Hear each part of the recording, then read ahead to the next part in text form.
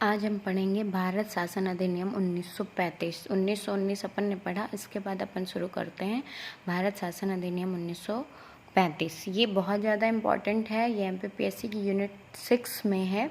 Second number पे दो ही अधिनियम के बारे में पूछा गया है, एक भारत शासन अधिनियम 1919 और एक भारत शासन अधिनियम 1935। तो अब अपन पढ़ते हैं 1935। यह अधिनियम इसलिए भी आवश्यक है क्योंकि इसमें रिजर्व बैंक की स्थापना हुई और बहुत सारी चीज़ें हुई जो अपन आगे आकर पढ़ते हैं। यह अधिनियम भारत में पूर्ण उत्तरदायी सरकार के गठन में मील का पत्थर साबित हुआ। यह एक लंबा और विस्तृत दस्तावेज था जिसमें 321 धाराएं, ये याद करने वाली बात है कि 321 धाराएं और 10 अनुसूचियां थीं। इस अधिनियम की विशेषताएं इस प्रकार थीं, हम अपन विशेषताएं देख लेते हैं। इसने अखिल भारतीय संघ की स्थापना की जिसमें राज्य और रियासतों को एक इकाई की तरह माना गया। अधिनियम ने केंद्र और इकाइयों के बीच 3 सूचियों, संघीय सूची जिसमें 59 विषय यानी 59 विषय, राज्य सूची 54 विषय और समवर्ती सूची दोनों के लिए 36 विषय के आधार पर शक्तियों का बंटवारा कर दिया। अवशिष्ट शक्तियां वायसराय को दे दी गईं। हालांकि यह संघीय व्यवस्था कभी अस्तित्व में नहीं आई क्योंकि देशी रियासतों ने इसमें शामिल होने से इनकार कर दिया। आपको बता दें कि उस समय जब भारत आज़ाद हुआ है तब बहुत सारी देशी रियासतें थीं जिनको भारत में सम्मिलित करने का पूर्ण प्रयास सरदार वल्लभ भाई पटेल ने किया था। इसमें सेकंड नंबर का जो है, इसमें प्रांतों में द्वैत शासन व्यवस्था समाप्त कर दी गई तथा प्रांतीय स्वायत्तता का शुभारंभ किया गया। राज्यों को अपने दायरे में रहकर स्वायत्त तरीके से 3 पृथक क्षेत्रों में शासन का अधिकार दिया गया।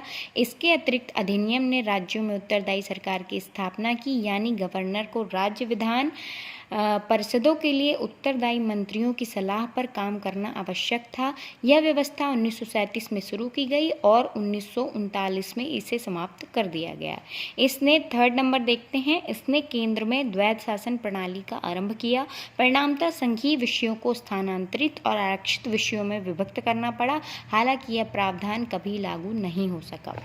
थर्ड है, इसने केंद्र में द्वैत शासन प्रणाली का आरंभ किया। परिणामतः संघीय विषयों को स्थानांतरित और आरक्षित विषयों में विभक्त करना पड़ा। हालांकि यह प्रावधान कभी लागू नहीं हो सका। चौथा पॉइंट है, इसमें 11 राज्यों में से 6 में द्विसदनीय व्यवस्था प्रारंभ की। इस प्रकार बंगाल, बम्बई, मद्रास, बिहार, संयुक्त प्रांत और असम में द्विसदनीय विधान परिषद और विधानसभा बनाई गई। हालांकि इन पर कई प्रकार के प्रतिबंध थे।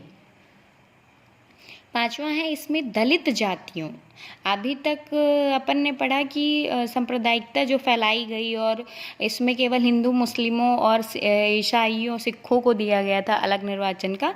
अब इसमें जो 1935 का था, इसमें दिया गया, इसमें दलित जातियों, महिलाओं और मजदूर वर्ग के लिए भी अलग निर्वाचन की व्यवस्था की गई और जिसके कारण सांप्रदायिक प्रतिनिधित्व का विस्तार हुआ। यानी इसमें लिखा हुआ है मजदूर वर्ग के लिए अलग निर्वाचन की व्यवस्था कर सांप्रदायिक प्रतिनिधित्व व्यवस्था का विस्तार किया गया। सांप्रदायिकता फैलाना उनका काम ही था, अंग्रेजों का काम ही था फूट डालो और शासन करो की नीति, तो हर किसी के लिए वो अलग निर्वाचन की मांग कर रहे थे और 1935 के अधिनियम में भी इन सब के लिए भी अलग से निर्वाचन शुरू किया गया।